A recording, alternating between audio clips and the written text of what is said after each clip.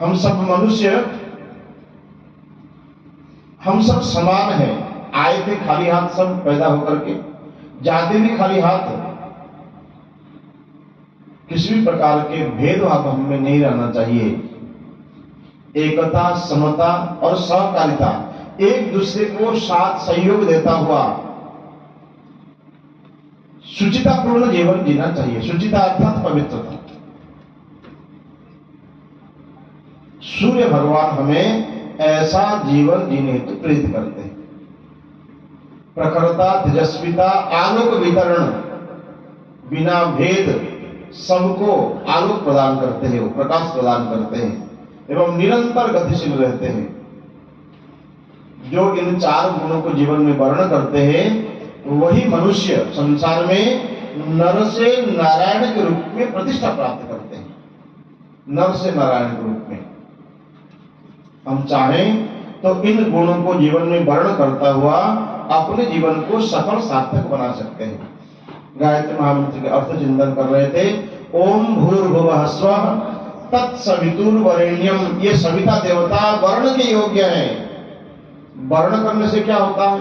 जिस प्रकार कन्या वर को विवाह मंडप पर वर्ण करती है, वर्ण करने के बाद क्या होता है उनके साथ? कन्या वर महोदय को वर्ण करने के पश्चात कन्या को वर महोदय के अनुरूप चलना पड़ता है। वर महोदय श्रेष्ठता का प्रतीक है तो कन्या समर्पण का प्रतीक है। तो हमें भी उस परमपिता परमात्मा को वर्ण करना चाहिए, उन गुणों को जीवन में वर्ण करना चाहिए। तो होगा क्या फिर आगे? जब उस सविता देवता को हम वर्ण करते हैं उनका प्रभाव हमारे जीवन में आना प्रारंभ हो जाता है।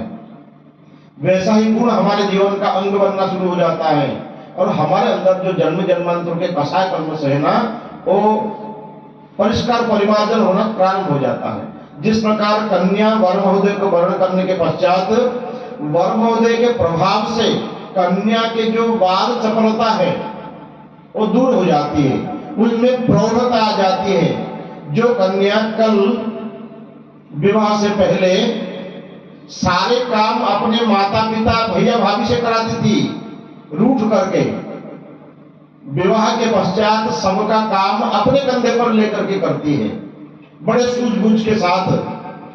विवाह से पहले ऐसे ही फ्री स्टाइल में रहती है,